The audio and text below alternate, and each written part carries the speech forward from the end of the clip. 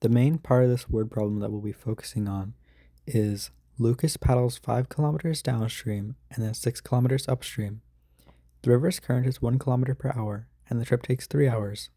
What is Lucas's speed in still water? So what we're trying to find is how fast Lucas can paddle his canoe if he's not in a current. We can refer to his speed as S. So when he's going downstream, or with the current, his speed will be S plus 1 kilometer per hour because the current helps him go faster. And when he's going upstream, against the current, his effective speed will be S minus 1 kilometer per hour because the current slows him down. And so since we're trying to find what S is on its own, we can use the format of time equals distance divided by speed. And so since there's two distances, they can be added together to get the total time. We can replace what we do already know, such as the time. We already know that that is a total of 3 hours. And for the first distance, it's 5 kilometers, so we can put 5. And for the second one, we can put 6. As for the speed, we know when he's going 5 kilometers that he's going downstream, so that'll be S plus 1. And the 6 kilometer trip was upstream, which means it'll be S minus 1. Now, since we don't want any fractions, what we're going to do is multiply each term by the common denominator, which we can use S plus 1 and S minus 1, and multiply it to each term individually. We can see when we try to multiply 5 over S plus 1 by S plus 1 and S minus 1, since they both have S plus 1, they'll cancel out and we don't have to worry about that, which will just leave 5 times S minus 1. The same goes for 6 over S minus 1, but the S minus 1 will cancel out, leaving us with just 6 times S plus 1.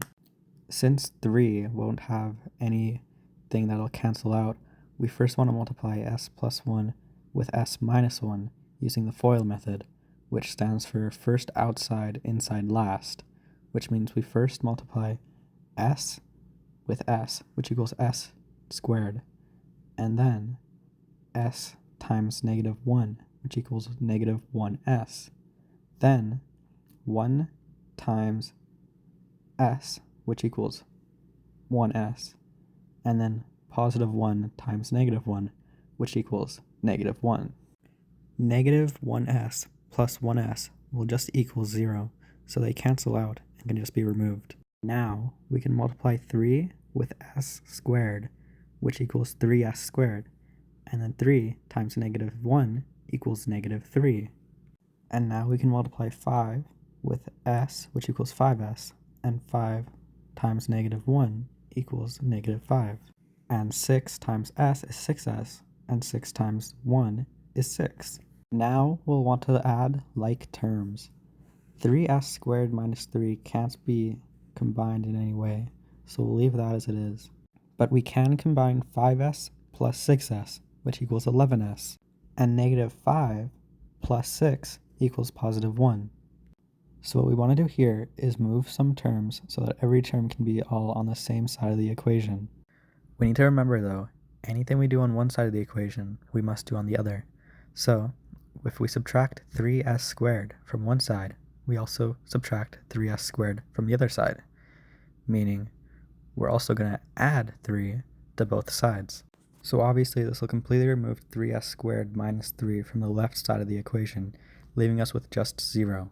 We can't combine negative 3S squared to anything because 11S or 1 aren't like terms, but we can add 3 to positive 1 because they're like terms, which will equal 4. We now have a messy trinomial factor, which means we can multiply negative 3 with positive 4 to get negative 12. So now we want to find two numbers that can multiply to negative 12 and add to positive 11. So if we try negative 2 and 6, which both multiply to negative 12, they don't add to 11.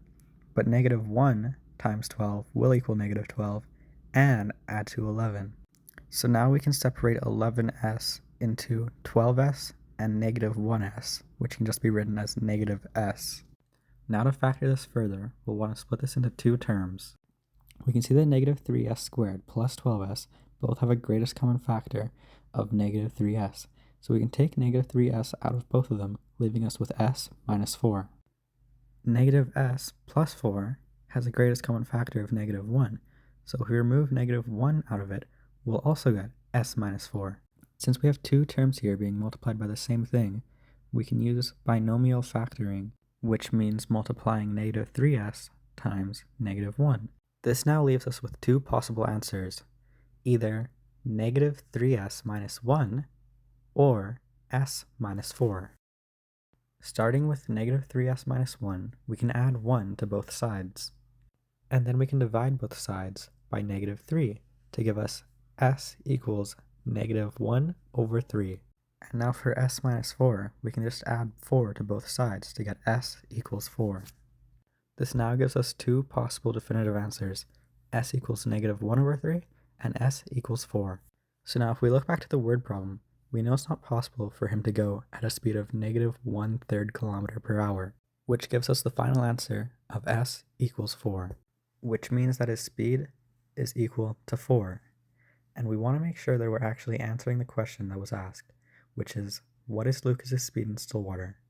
So Lucas's speed in still water is 4 kilometers per hour.